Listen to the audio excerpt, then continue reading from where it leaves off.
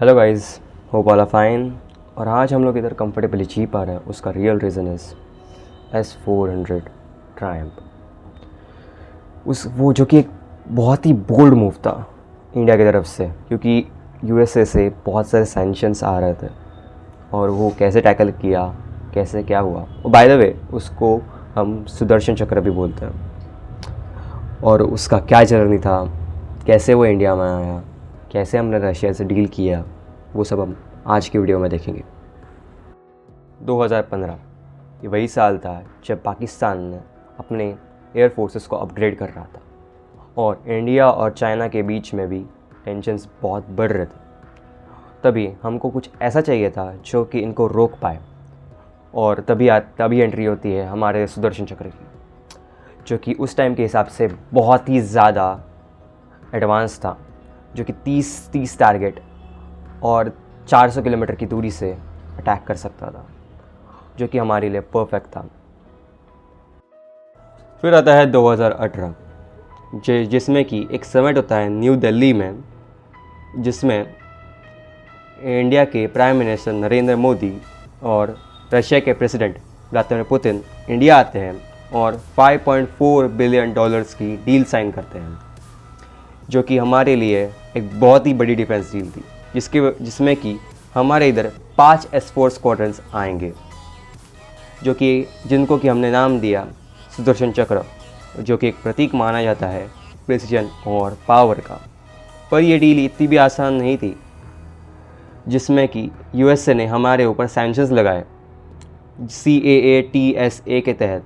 पर और ये डील कैंसिल होने ही जाने वाली थी, पर तभी मनोहर पारिकर जी, जो कि हमारे तब के डिफेंस मिनिस्टर थे, उन्होंने स्टेप इन किया और बोला कि हम ये डील साइन करेंगे। और उन्हीं की वजह से शायद से हम इधर सब एकदम अच्छे से रह रहे हैं, सब एकदम कंफर्टेबली जी रहे हैं।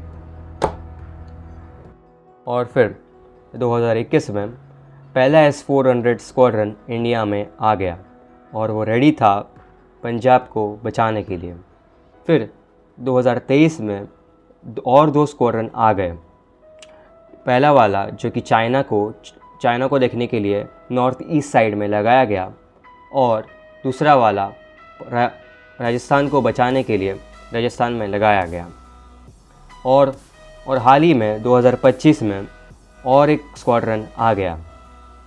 इन सब को आकाश और बार्क 8, जो कि हमारे इंडिया के मिसाइल्स हैं, उनके साथ इंटीग्रेट करके एक बहुत ही बड़ी शील्ड बनाई गई है। और पांचवा स्क्वाड्रन 2026 तक आने की संभावना है।